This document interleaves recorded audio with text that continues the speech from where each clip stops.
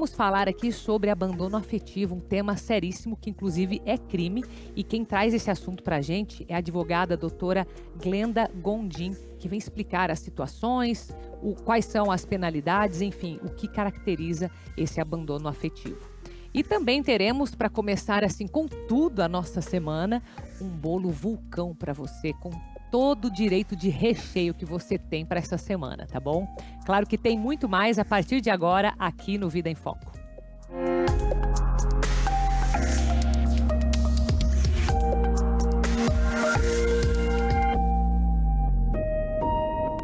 Vamos falar desse tema que é importantíssimo para a proteção das crianças, principalmente, né?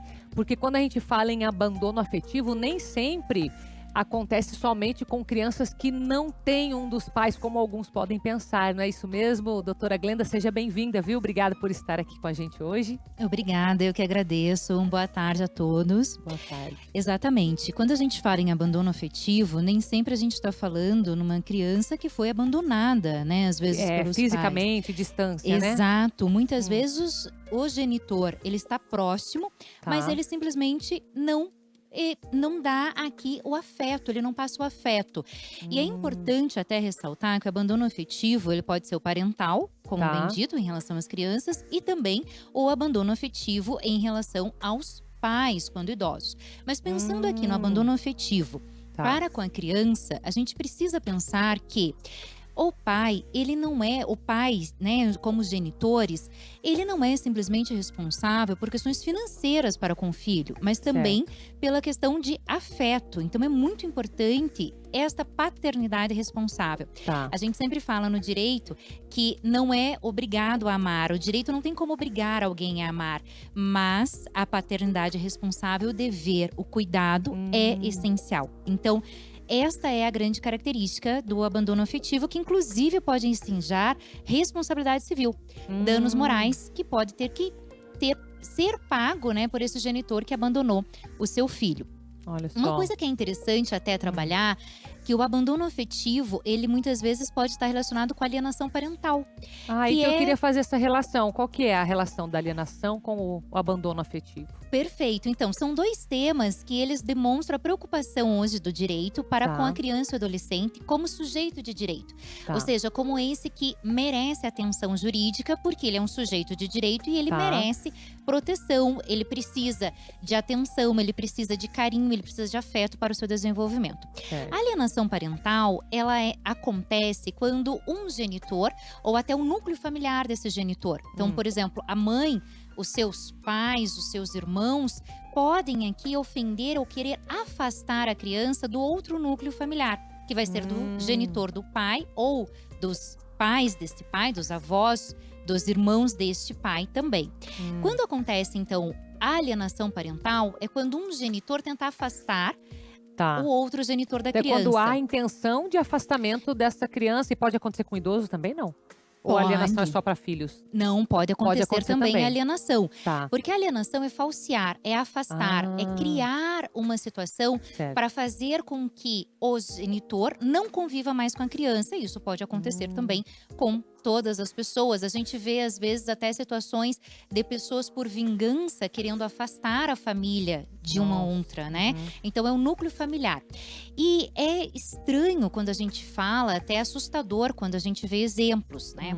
Porque uma mãe, por exemplo, que arruma o seu filho, arruma a criança para receber o pai e diz: olha, hoje o seu pai virá te visitar.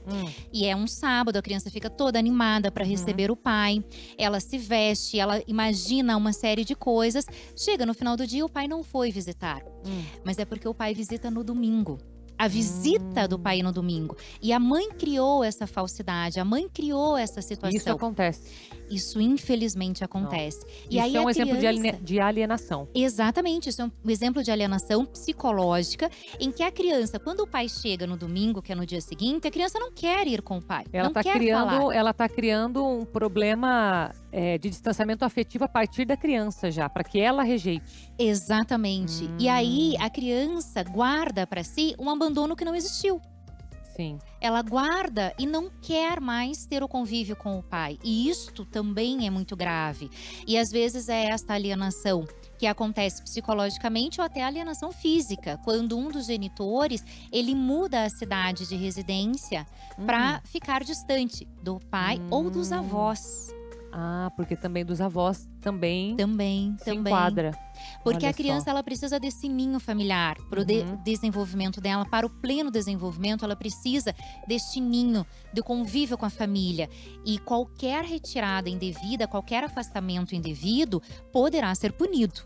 E geralmente quem vai atrás desse direito da criança uma das partes? Ou é o pai ou a mãe? Porque nesse caso parece que é mais uma questão de separação, não? Isso. Geralmente que acontece, né? Exatamente. Na verdade, tanto a alienação parental quanto o próprio abandono afetivo se constata muito em casos de divórcios.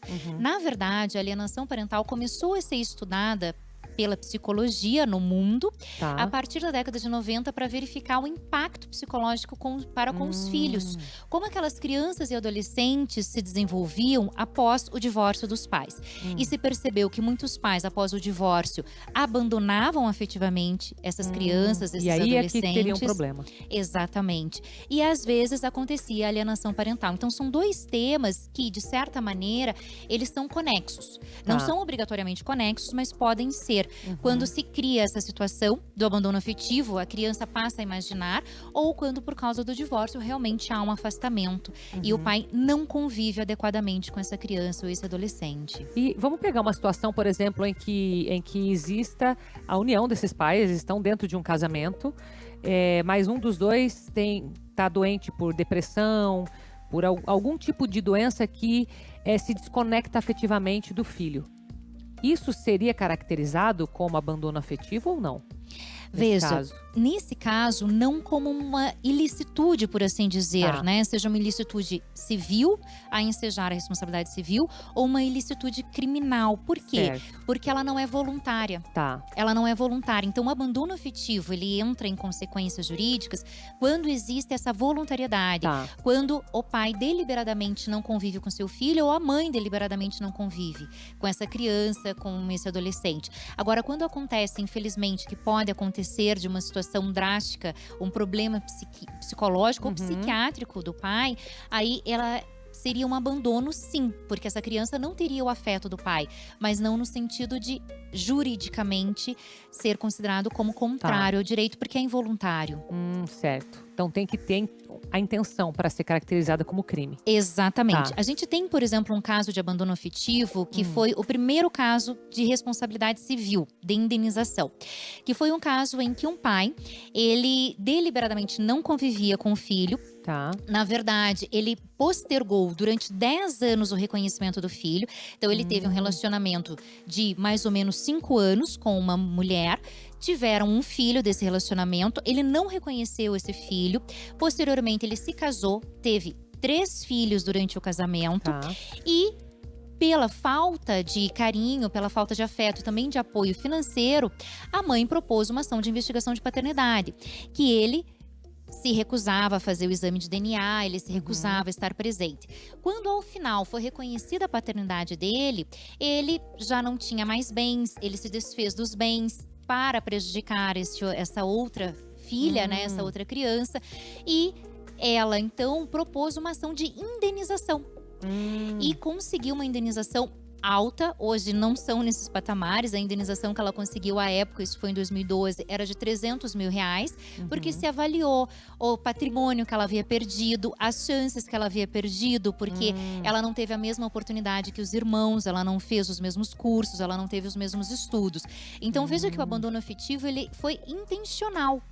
Esse pai, ele não quis reconhecer, ele sabia que era fruto de um relacionamento anterior ao casamento dele, ele não reconheceu e deliberadamente não visitava, não acompanhou o desenvolvimento dessa criança e também não custeou nada, né, dos estudos ou até mesmo depois, para que ela pudesse ter um padrão de vida parecido com os demais irmãos. E a pena, geralmente, ela incorre em multa? Ou ela tem algo mais? Então, o abandono afetivo, nós temos um projeto de lei para que seja aqui criminalizado, então tipificado. Então, não tendo isso, a gente vai ter situações de verificação de guarda, afastamento de guarda e até a possibilidade da indenização. A alienação parental é um pouco diferente, porque ela já está desde 2017 como crime. Então, desde 2017, a gente fala em tipificação. Ou seja, hoje, a alienação parental é um tipo penal. Porque quando a gente fala em violência psicológica, um dos tipos é a alienação parental, como violência psicológica. E aí a coisa não é só multa, não é só discussões de guarda, ou até mesmo, né, o afastamento da autoridade parental, que pode acontecer nos dois casos. Tanto o abandono afetivo pode gerar a perda da autoridade parental, quanto a alienação parental também. Certo, entendi. Então, o fato é que se a gente percebe algo que pode se enquadrar numa alienação ou num abandono afetivo, o que a gente deve fazer como família, né? Porque geralmente a família percebe. E que não está relacionada diretamente com a criança. Às vezes um avô, quer dizer, o avô, a avó vai estar diretamente, mas se alguém que não cria aquele filho está vendo alguma coisa que pode parecer essa violência psicológica, o que ele deve fazer? Então, se não for, porque o núcleo familiar pode fazer, mas se não for do núcleo familiar, ele pode se recorrer ao Ministério Público, que o Ministério Público tem aqui mecanismos para funcionar como fiscal da lei e avaliar o que está acontecendo.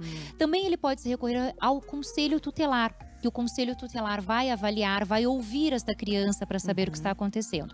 Quando é do núcleo familiar, ou seja, quando a gente está falando de um genitor, de um avô, de um tio, ele poderá fazer já diretamente uma denúncia, né, no núcleo especializado para criança e adolescente, em face daquele pai que está agindo indevidamente, principalmente no caso da alienação parental, que já consta como uma situação tipificada criminalmente. Ministério Público.